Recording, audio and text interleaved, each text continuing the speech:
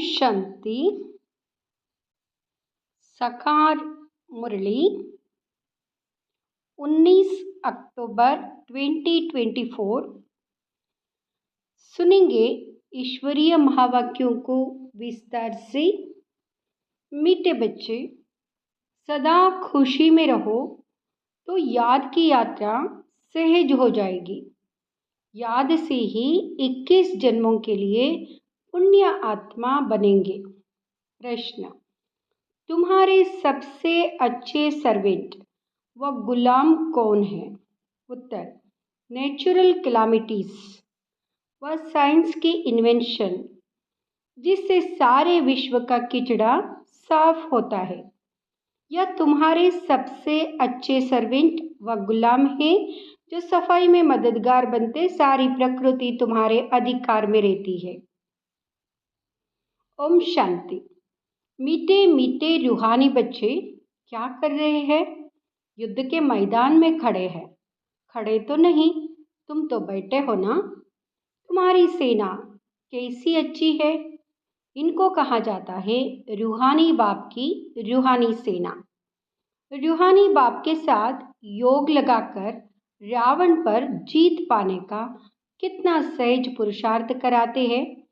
तुमको कहा जाता है गुप्त वॉरियर्स, गुप्त महावीर। 5 विकारों पर तुम विजय पाते हो। उसमें भी पहले है देह अभिमान। बाप विश्व पर जीत पाने व विश्व में शांति स्थापन करने के लिए कितनी सहज युक्ति बताते हैं। तुम बच्चों बिगर और कोई नहीं जानते। तुम विश्व में शांति का राज्य स्थापन कर रहे हो। वहाँ अशांति, दुख, रोग का नाम निशान नहीं होता। यह पढ़ाई तुमको नई दुनिया का मालिक बनाती है। बाप कहते हैं मीठे मीठे बच्चों, काम पर जीत पाने से तुम 21 जन्मों के लिए जगत जीत बनते हो। यह तो बहुत सहज है। तुम हो शिव बाबा की रूहानी सेना। राम की बात नहीं, कृष्ण की भी बात नहीं है। राम कहा जाता है परमपिता परमात्मा को। बाकी वहाँ जो राम की सेना आदि दिखाते हैं वह सब है रंग। गाया भी जाता है ज्ञान सूर्य प्रगटा, अज्ञान अंधेर विनाश। कलयुग घोर अंधेरा है। कितना लड़ाई झगड़ा मारा मारी है। सतयुग में यह होती नहीं। तुम अपना राज्य देखो कैसे स्थापन करते हो। कोई भी हाथ पाव इसमें नहीं चलाते हो। इसमें देह का भान तोड़ना है। घर में रहते हो तो भी पहले यह याद करो, हम आत्मा है, देह नहीं। तुम आत्मा यही 84 जन्म भोगती हो। अभी तुम्हारा यह अंतिम जन्म है। पुरानी दुनिया खत्म होनी है। इसको कहा जाता है पुरुषोत्तम संगम युग का लीप युग। चोटी छोटी होती है ना। ब्राह्मणों की चोटी मशहूर है। बाप कितना सहज समझाते हैं। तुम हर 5000 वर्ष के बाद आकर बाप से यह पढ़ते हो, राजाई प्राप्त करने के लिए। ये ऑब्जेक्ट भी सामने है। शिव बाबा से हमको यह बनना है। हाँ बच्चों, क्यों नहीं। सिर्फ देह अभिमान छोड़ अपने को आत्मा समझ मुझ बाप को याद करो तो पाप कट जाए।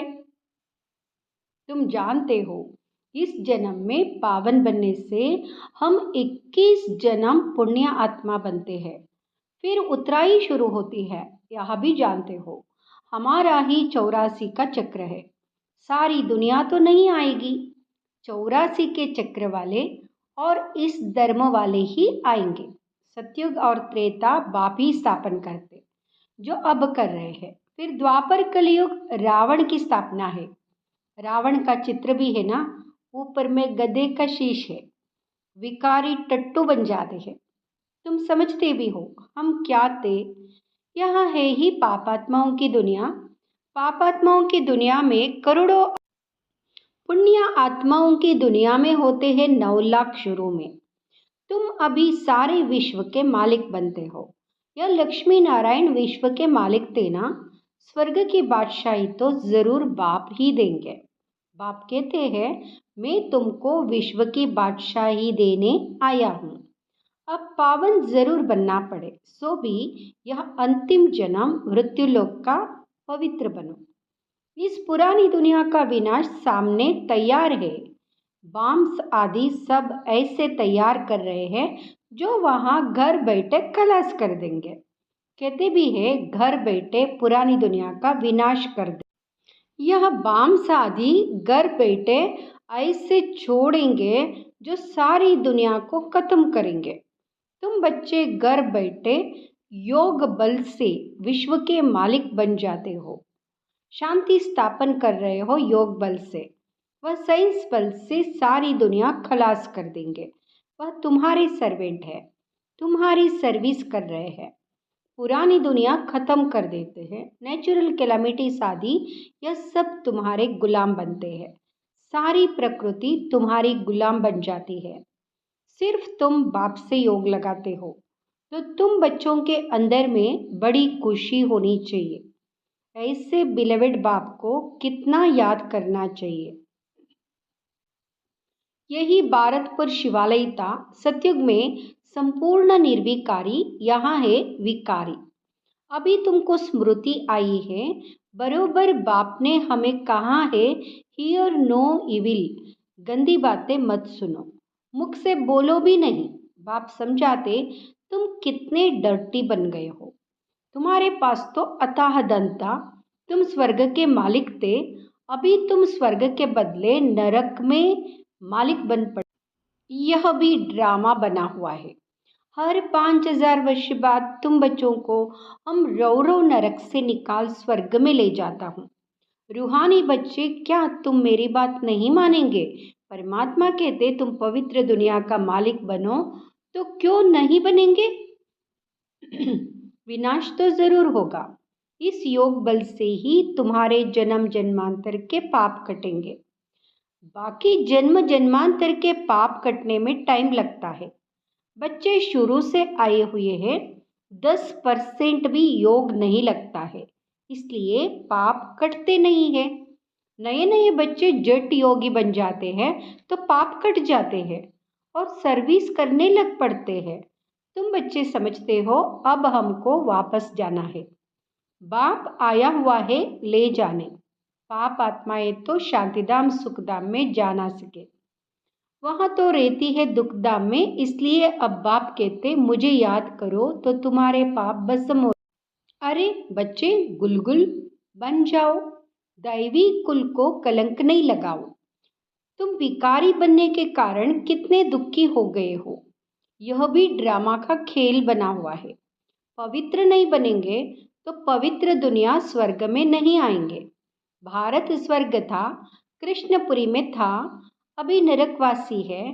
तो तुम बच्चों को तो खुशी से विकारों को छोड़ना चाहिए। विष पीना फट से छोड़ना है। विष पीते पीते तुम वैकुंठ में तोड़े ही जा सकेंगे। अभी यहाँ बनने के लिए तुमको पवित्र बनना है। तुम समझा सकते हो इन्होंने यहाँ राजाई कैसे प्राप्त की है? राजयोग से। यह पढ़ाई है ना, जैसे बैरिस्टर योग सर्जन योग होता है। सर्जन से योग तो सर्जन बनेंगे। यहाँ फिर है भगवान वाच। रथ में कैसे प्रवेश करते हैं? कहते हैं बहुत जन्मों के अंत में मैं इनमें बैठ तुम बच्चों को नॉलेज देता हूँ। जानता हूँ यह विश्व के मालिक पवित्र थे, अब पतित कंगाल बने हैं, फिर पहले नंबर में यहाँ जाएंगे। इसमें ही प्रवेश कर तुम बच्चों को नॉलेज देते हैं। बेहद का बाप कहते हैं बच्चे पवित्र बनो तो तुम सदा सुखी बनेंगे। सतयुग है अमर लोक, द्वापर कलयुग है मृत्युलोक। कितना अच्छी रीति बच्चों को समझाते हैं।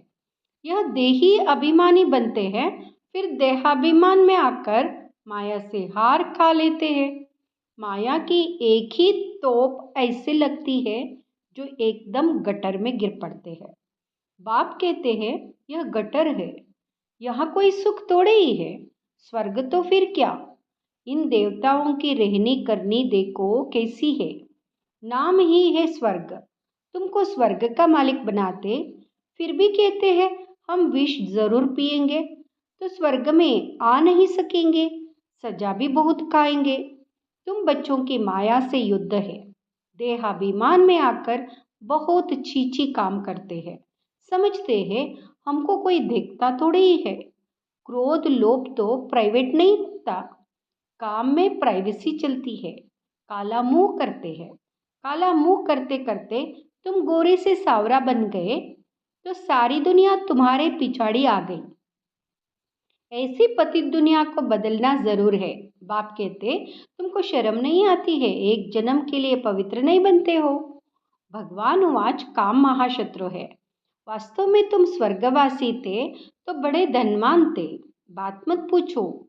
बच्चे कहते हैं बाबा हमारे शहर में चलो, क्या कांटों के जंगल में बंदरों को देखने चलो। तुम बच्चों को ड्रामानुसार सर्विस करनी ही है।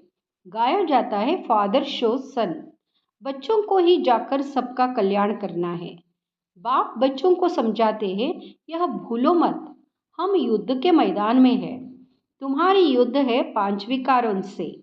यह ज्ञान मार्ग बिल्कुल अलग है। बाप कहते हैं मैं तुमको स्वर्ग का मालिक बनाता हूँ 21 जन्मों के लिए, फिर तुमको नरकवासी कौन बनाते हैं? रावण। फर्क तो देखते हो ना।